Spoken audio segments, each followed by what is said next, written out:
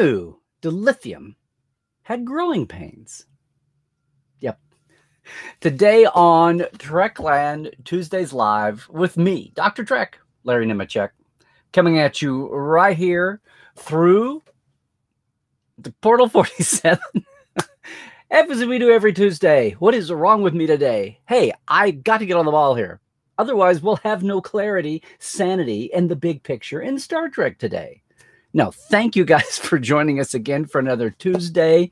It is Trekland Tuesdays Live. In fact, today is actually a Trekland third Tuesday. Third Tuesday of the month. That means we'll have a 24-hour flash deal, something out of Trekland for you today. After this topic, hey, everybody, come on in here. I see everybody coming into the chat. If you're new, if you've stumbled in somehow and found us here at Trekland Tuesdays Live, hang on. I'm going to get off on a soapbox here for a little bit. And if you're watching live, we will be back with chat after we look at the Parrot Analytics streaming TV ratings this year. If you're watching this on YouTube later on, howdy. Join us live sometime. Otherwise, if you're watching on the Facebook archive or live, we will be around. We'll get to everybody. That includes you Twitchers. I don't get into the chat until a few minutes from now, because right now we're going to talk about who knew here on episode 190. I just want to say that. This is number 190, Trekland Tuesdays Live. Who knew dilithium had growing pains? Now you're saying, Larry, what? What are you saying, Larry? What? No, I want to jump in this time because I didn't know if you saw it, but good on our friends Erin and Mohamed, Dr. Erin MacDonald and Dr. Mohamed Noor. The science and the science biology especially, consultants on all current Star Trek, just had a piece up on StarTrek.com. Well, it's been a week, where they actually get into some of the science behind Su'Kal and the scream and the feedback in sync loop at the finale of spoilers at the finale of Discovery season. Now, look, I know that was somewhat controversial because some people didn't feel like that was enough of a story element. I'm just going to say this. I was a little nonplussed at the beginning, but as I always say, the important thing about Star Trek is not so much what we even think about it right now. Well, that's important. My big picture on Star Trek is, what are we going to think about these episodes in series 5 years from now, 10 years from now, 20 years from now? Because that's been the proof of the pudding of all the other past series. And look at the attitude about DS9, how it's changed from the time it first aired until now. Voyager is probably going that direction. Even Enterprise, as Doug Drexler finally famously said in the aughts, a few years after it was canceled, there are fans of Enterprise now who don't even know they're supposed to hate the show. So I will always remember that early in this in Trekland's history, he said that for a Trekland interview, on visual, one of my videos, one of my greatest lines ever. No, here's the deal: the burn, Su'Kal's instigation of it, this huge season-long arc. I know a lot of people were thinking that was kind of a letdown. It was so built up, and that's the problem. I think as a science fiction-y, Twilight Zone-ish, original series, if you will, plot element, it was wonderfully, weirdly science, bio-mixing weirdness great.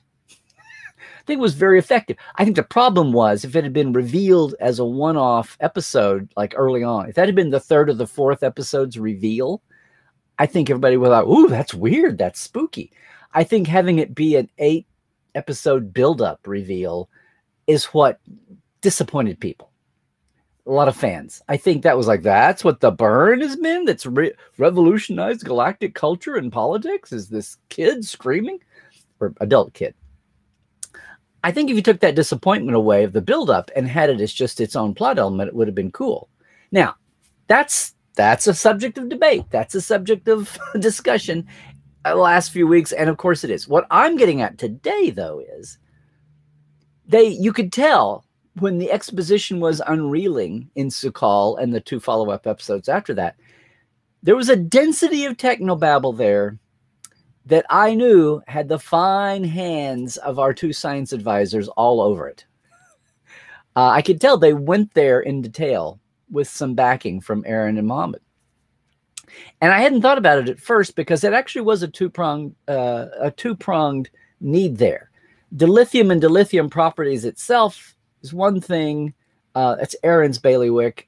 And the biological interface with Sukal, this Kelpian of very different, as bizarrely different as Saru was as a Kelpian. It's nothing compared to what Sukal had, apparently, given the nursery that he was brought up in of this planet affecting him, this dilithium planet, by the way, which is never named on screen, but all the diagrams are calling Zeta Theta. So let's look at that as a script draft evolution, and nobody bothered to tell the art department. That's my theory. But big picture here is there's really two threads going. And in this this piece they did for StarTrek.com, the two threads are there. First, talking about dilithium itself, and then how in the world there could have been this feedback loop, this resonance with Sukal that allowed this accident to happen. And the biology is because he grew up in the planet. Okay, that's fine. We'll say that. That's almost like the Metron Trelane end of this original series kind of gizmo. And that's cool. That's fine.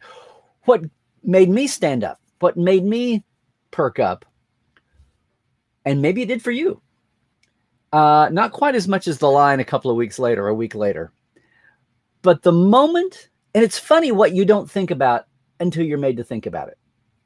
And the moment our heroes are toddling through this discussion, trying to figure out what's going on, the minute they come to the all dilithium all the time planet and find this life form there and start untangling the mystery of his holographic nursery that his dead mother and dead family had left behind to raise him.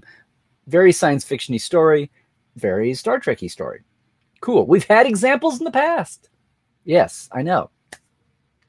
They've been all trotted out. That's cool. That's what the rest of the internet's for. What I'm relating here is the moment they said, oh yes, the properties of dilithium in subspace. And I was like, what? What? No one's talked about. It's like two realms. It'd be like saying the properties of dilithium that exist in fluidic space or something. It's like, what? That's never been a thing before. And so my red flags, the hairs on the back of my neck, go up for a moment, because that's what we're going to see the rest of the plot point and the rest of the storyline depend on. It's almost as if this almost is a retro explanation. If you're going to take the Hobus supernova, Romulan supernova, away from the retcon explanation of the Countdown comic, and sorry, am I in the weeds here too much for everybody? Sorry. It made no sense on screen in 2009, in Trek 09. The retcon attempt, when the two Trek boys got a hold of it, Alex and Bob, for their comic book, tried to retcon the explanation of it was a subspace shockwave supernova. All the properties that it showed, that it was zipping in and out, that it was covering such a vast space, that it was unstoppable. I mean, normally a supernova would extend the damage, the shockwave of a supernova, a real normal one, would extend maybe to the next star. If supernovas covered vast sectors, if you will, of space, we'd have after all the billion years of existence, we'd have a lot less stars today from all the stars that have supernovaed over time. There would be a lot fewer stars now. So that's not a thing. So they knew that was stupid. It was for the plot. And they knew they had to retcon this. So they came up with the idea that it was some kind of a different supernova that was going in and out of subspace so that it propagated. That was the dangerous part. You didn't know where it was going to pop up. That's what was threatening Vulcan as well as Romulus. That's what was threatening, Federation worlds beyond just the local space of of whatever sun this was. And then apparently Romulus was intact, so it was Hobus. Well, that's all been retconned. We now know it's the Romulus sun, and that it did not threaten all of... Okay, fine. So the subspace shockwave supernova thing has been dropped from that canon. All I'm saying is that some of the properties now that's been dropped as an explanation. But what we saw in the Prime sliver at the beginning of 09 before everything went to Oz, excuse me, before everything went to the Kelvin universe, left black and white to go to the Kelvin universe, that's never been retro explained. So the hairs on the back of my neck, my ears that perked up the minute somebody casually drops the line, oh, it's the elements, it's the properties of dilithium that exist in the subspace domain. I was like, we've never seen this before. Now, that was said, and the piece in .com here explains it, is that interface, basically, it's almost like that's how the Romulan supernova was such a danger and did propagate across space, if we're not just totally excising that from the 09 movies prime parts. That's how it could have come. Something existing dually in both domains, which is kind of revolutionary if it's not like something bizarre that's broken and has to be fixed, like the magnetic corridor the Lazaruses are running back and forth in, or a premeditated invasion across universes. Now, I know I'm talking about temporal quantum universe bridges, and we're talking about normal space and subspace, folded space, bubble space. Words fail me sometimes when we're trying to describe these things. But the fact that it's existing in both domains at once was a new idea. But if you reflect on it, just aside from driven by the needs of amplifying how Su'Kal's accidental scream, the scream heard around the galaxy, how that affected the plot points needed and affected such a broad swath of space and affected the dilithium in so many warp cores in so many different ships around the galaxy. Backing up to the basic part that dilithium has a subspace component, it actually answers an awful lot that we've been glossing over for years. Look, if you're not up on it, and maybe I should have started here, dilithium was the magical gee whiz thing. We have to get dilithium planets. We have to have the dilithium treaty. It's like the oil of the 60s and 70s and 80s driving galactic politics in the 23rd and 24th century. A little less in the 24th after recrystallizing is developed. Thank you, Star Trek IV. And I guess thank you, Princess Poe, Queen Poe. Even before that. But dilithium's role is not as the power source. And this is what gets interesting when people talk about what role does it play in the Romulan quantum singularity drive. Starfleet, the Gene's, the original, Harvey Lynn and Gene, the original's first season rapid evolution of Star Trek background, and lithium cracking stations from the second pilot. Lithium, too ordinary, too mundane. Dilithium, ooh. Dilithium is not the fuel. It's not the power source. That's the matter-antimatter, because of all the chemical reactions. A gasoline-powered engine, there's residue. It's called gas exhaust. Okay, almost every chemical reaction that gives energy as an output also has byproducts. The whole idea with antimatter and matter being the two combustibles, if you will, that cause this output that goes off to be warp plasma is the fact that it's a clean reaction. There's no output. Although later on we came up with trilithium, the toxic residue. Okay, we won't go there. But the original idea was that it was supposed to be no residual left. It was the cleanest reaction out there. But the output of it wasn't suitable. Maybe it was suitable, in the early days. It was raw, unstable. It was just out there. And it was good enough for a test ship for Zephram Cochrane. It was good enough for low warp drives, the early days of experiments. But to really refine it and hone it enough to where you could warp space, have a coherent subspace bubble that would let you have higher and higher warp speeds, warp factors, if you will, if you're old school, is that apparently the Vulcans brought to us. If we're not running around finding dilithium on other worlds because we were limited by our warp capacity to begin with, maybe it came from the Vulcans. That's never been explored.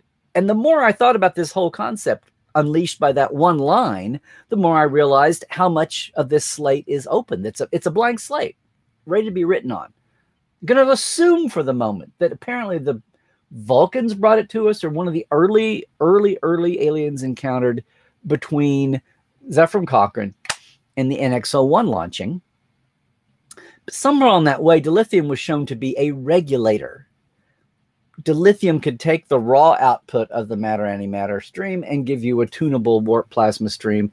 And then you go spray it over warp coils, and voila, you've got a subspace bubble of different kinds. Well, that back end, and that was tuned up for next generation. We got that down. It was not just, you know, timey-wimey terms that come out. Matter-antimatter, dilithium, you band him about in word salad for technobabble.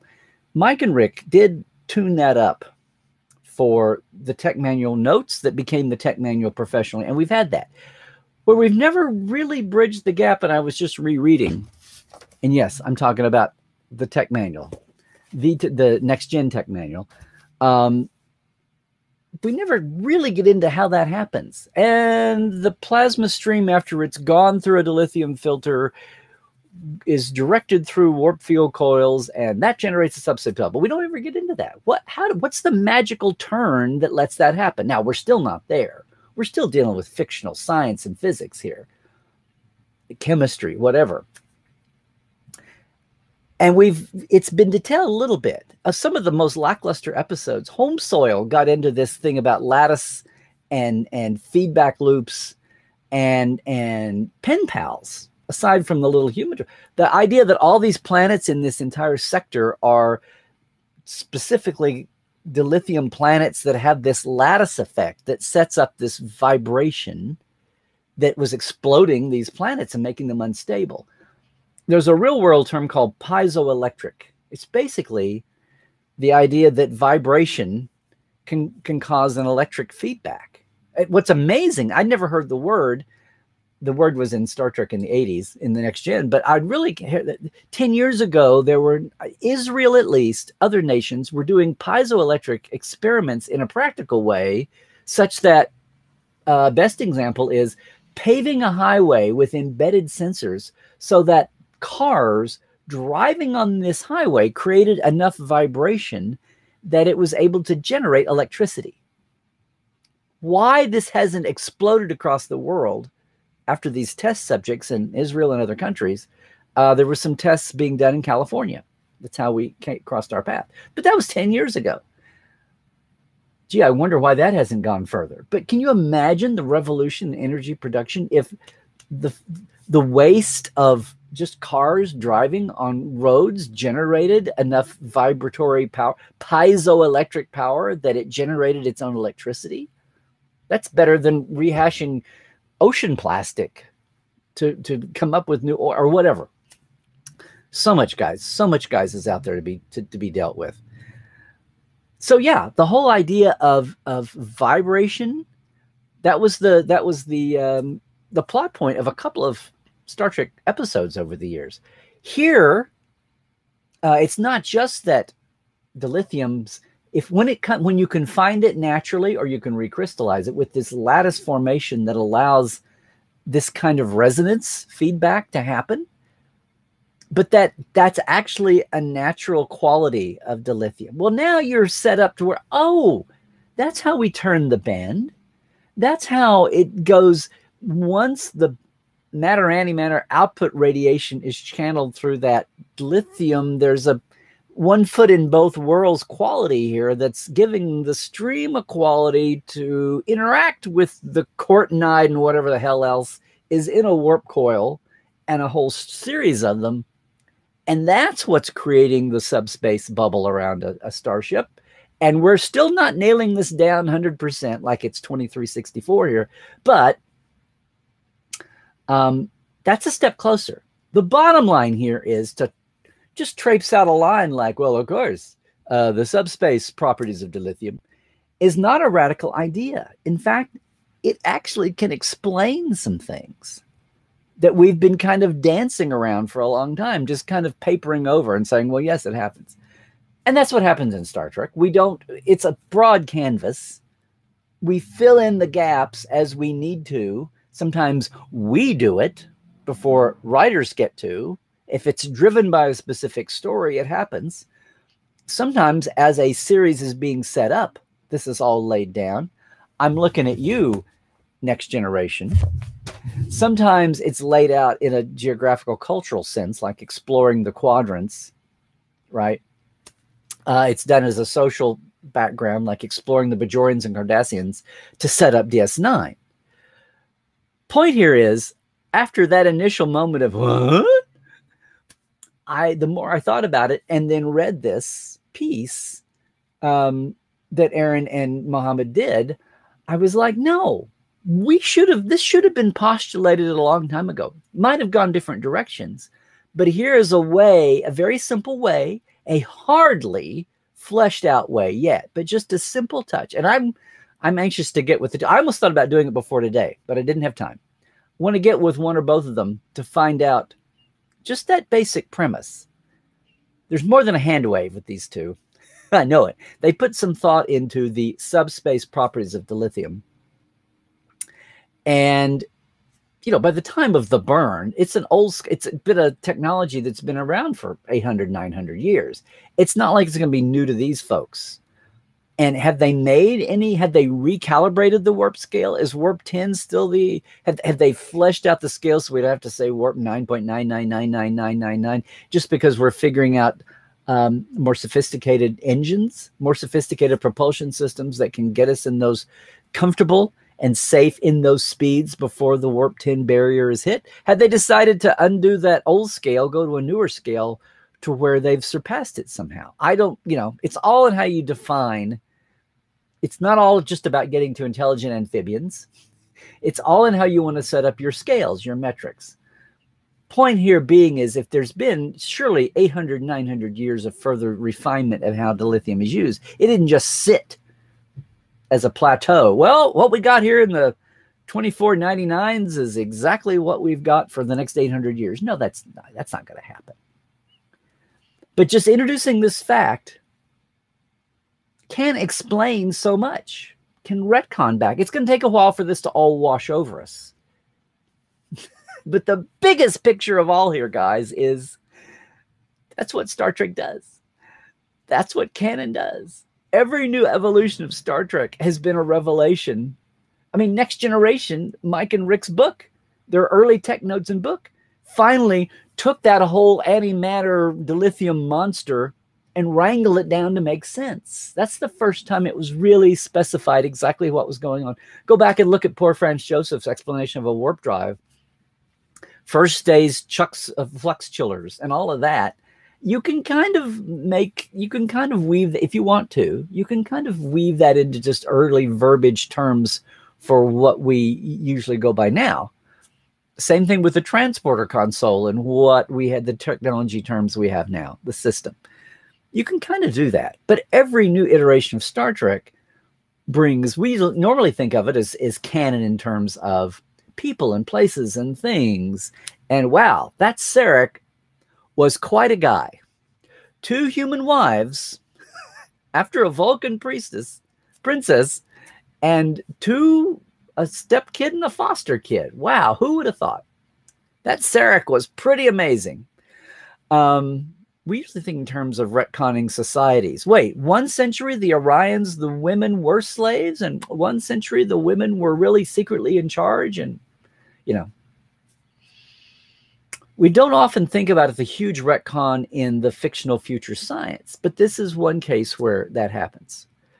So the more I thought about it, the more we talked about it, and especially when they kind of refocus, they don't even get into it in a big deal. Most of this piece, the dilithium part, is set that this piece on StarTrek.com that Erin and Mohamed did. It's addressing dilithium, setting up the true oomph of the article, which is talking about Saru and this resonance feedback soup that he was raised in, that altered his DNA, how his DNA could be altered from basic Kelpian to a child of this planet. And, you know, Mohammed's leaning in there on his biology side of things. And why, of all people, this one Kelpian on this one planet, he screams and it affects the known galaxy. I can't wait to meet somebody on the far side of the Delta or the Beta. Like, they're just bopping along. All of a sudden, all their dilithium implodes. Did it really, the effect really go that far? that was the main thrust of the piece, was really the Su'Kal interaction and what's behind the burn and setting that up. And again, I think that was an awesome story point. I just think it was a heavy lift for expectations to have been dragged out over 6 or 8 episodes. As a story point, it would have been awesome. But that's gone. That's dealing as much about our fan perceptions and or your opinions about story writing as it is the concept itself. The concept itself I thought was awesome and a real throwback to original series-y type storytelling. Yay. But even backing it up further before that, that's a revolution. That's a breakthrough in how we understand dilithium and what all is going on here. And even to realize, making me realize, if not you, how much we still don't know about this old standby from the earliest days of the franchise and how many holes and gaps there are to go fill in. There is a story about how the hell humans came into contact with dilithium in the first place. Is it an element that was found on Earth and we didn't know about it for thousands of years, and somehow after World War III we suddenly find it? Or was it developed, is it found on a moon? One of the earliest, the original line of background gap-filling timeline writing from the picture book, from the giant poster books, and that we have in the medical reference, that line of reasoning was that dilithium was first found on the 5th moon of Jupiter, which I think is Io. Anyway, which could be. So it's close, but, you know, not far. Farther away than early space flight up to a point. So that could still be. It would be awesome if somewhere we have a story on film or someone goes there and somewhere between 2163 and 2251, dilithium is discovered on Io. And as people experiment with it, these weird properties are found. That would almost be too much to ask. Just saying. But that's a story that's yet to be told. And you could probably throw some, you know, emotional stuff around it and ship some characters and, you know, fill out the rest of it, I guess. Anyway, just a thought. I don't know what your reaction to the whole Su'Kal is, the galaxy screaming demon here, or what that was, or if you took a moment to realize what that was saying about dilithium to get to that point for that story thread in a way that it wasn't a desperate goofball retcon of an idea. It actually answered a need that helps us explain or start to explain an awful lot about dilithium from the past. Even that lagging mystery of how the hell did a whole sector's worth of dilithium planets all be unstable at the same time? Not even in a star system, a whole sector's worth of planets be unstable, which is bad second season writing, Next Generation. Maybe, but it's out there. Looking at you, Sokundi Drama Sector. Looking at you, pen pals. Anyway, tiny mutt. It does much more than that. It affects much more than that. It affects the basic understanding of how this very basic aspect of Star Trek works. And it also reflects, guys, going back to my old tortured metaphor, about canon is just the collection of facts that have happened. And going to a new place, hopefully you've thought about it, but new places are going to happen. That's what's happened since day one, from the first pilot to the second pilot, from our time warp factor to warp factors, from lithium crystals to dilithium crystals, from laser pistols to phaser pistols. I mean, it started with first pilot to second pilot to first season and on and on. It's just that 2-lane highway, that county dirt road is going to become a 2-lane paved highway, and then a 4-lane median highway, and then an interstate highway, and then an 8-lane interstate highway both ways. And then eventually it'll be part of the jet shuttle tube. That freeway of information is just going to have the guardrails moved, but it's going from the same place. It has the same destination points. It's covering the same ground. It's just getting wider as it does. That's the best part about Star Trek. One of the best parts about Star Trek to me. And it's an ongoing process. Now, let's make sure that when we expand that highway, we don't build it on bad foundation, or we'll have a cave in and have to go back and patch it over, which has happened. But that's the metaphor. It's going to grow. It's going to expand. And yeah, this was an awesome time, guys. Did I leave anybody in the weeds? I can't wait to get into the chat here and see what that conjured up with our regular Tuesday audience. I don't know if we got any canonistas involved today. We'll see what happens. But yeah, I just want to put that out there. So say yay on the discovery writers of that episode. But behind that point, yay on Eric and Mohamed for coming up with that leap. Fine, set up the little Sukhal character bit, but that leap is something that was sorely needed in all Star Trek fandom, and might even be, without looking further, might even be their first huge contribution to Star Trek background and Star Trek canon. Yay! Don't call that technobabble. That's a major foundational moment there. Good on that. So here's the deal, guys. Keep chatting. We'll be back here. But before I end this, before we take a break and I end the YouTube section for the archive here, I just wanted to give a shout out, number one, to all of our Patreons, everybody here. Boy, we picked up a ton of new, and I think I didn't get Dan back on here. So Dan Leckie is back on. I'll get that next week. Sorry, Dan. But yeah, here's just there we are. A big shot of everybody. Blaze K, Robin Wilson, Lawrence Todd, Anne-Marie Siegel, Blake Arledge, Justin Porteous, Nathaniel Robinson, and then our live wires. That's the TTL Club. Our live wires, Rusty Harold, Jared Cooper, Eli Irvin, Halbord Gunn Johnson, Jalen Bullock, Gary Williams, Robert McLean, and Casey Shafsky as the Beaver. No, I just wanted to do that. Thank you especially, Casey. Hey, Patreon is the way that fans can support all kinds of creators across all kinds of arts and sciences.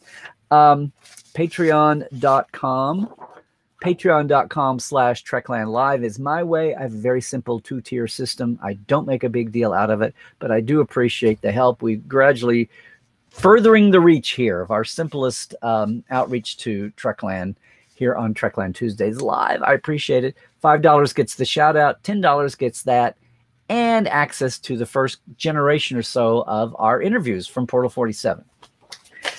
And speaking of Portal 47, it's third Tuesday of the month. So for 24 hours from now until, let's say, 3 Pacific, okay, 6 Eastern tomorrow, in the middle of Inauguration Day hoopla, when you're settling down, all I've done is just bring back the Christmas special for one more 24-hour period, okay? Before I put all the gift boxes and the red ribbon away, I'm still in the middle of mailing these. So while I've got the stuff here, yeah, for basically the price of about 4 months, get 6 months. It's a 6-month package, and the member pin, and some swag in a gift box. Check it out. It's an upfront special. It's the best deal all year long of getting into Portal 47, your mini-con all year long, where we've been Zooming virtually since 2015. Hello, rest of world. And I look forward to doing that as we look forward into a year, at first anyway, of no fresh Trek, and we'll be on our own devices. Meanwhile, in the portal, we will be looking at backstage folks like this month. Next week, our January guest is the great Laura Richards, who was the set decorator on DS9 for all but the first season. And she's a wonderful person, and she's been scanning a ton of her photos. She just retired, and we're going to probably have all kinds of cool stuff from her personal collection turning up to talk. That's tomorrow night. Not tomorrow night. That is week from Wednesday night for all the Portales. Anyway, that's the highlight of the month in Portal 47, and I love it so much. So I do that, but I love you guys showing up here with us on Tuesday. Thanks so much again for your support here, and thanks for those of you who make it on Saturdays for Life Support Live with Dr. Ali and I. We had a watch along last week. We had a getting back into no fresh Trek days. We just watched the duels of the 2 1-hour Tribbles episodes and had a fun time with that one. This week, though, we'll be back to a theme. We're voting on it now. We'll be about to vote on it and decide it. So join us, 10 a.m. Pacific, 1 Eastern, etc., etc. Going boldly through uncertain times. Star Trek and a little mental health mashup. Don't worry, it's safe, it's fun. People will tell you here. We have a lot of lifers here on Tuesday also. And then, of course, the Trek Files is back with Roddenberry, part 2 of our visit with Karen Schnabelt. Yes, Franz Josef Schnabelt's daughter. We're talking all things technical. Speaking of the technical and canon pioneers, all things Tech Manual and Enterprise Blueprints, part 2. If you didn't hear last week, go catch it right now. It's awesome. It was her group that not only started STAR, the first national Star Trek chapter system, in the early days of Star Trek revival fandom. They were also the inspiration, her dad, to do what became the Enterprise Blueprints and then Tech Manual and start a whole new realm of nerdery for Star Trek and the rest of the world, all the other franchises. It all started there. It's awesome. Check it out.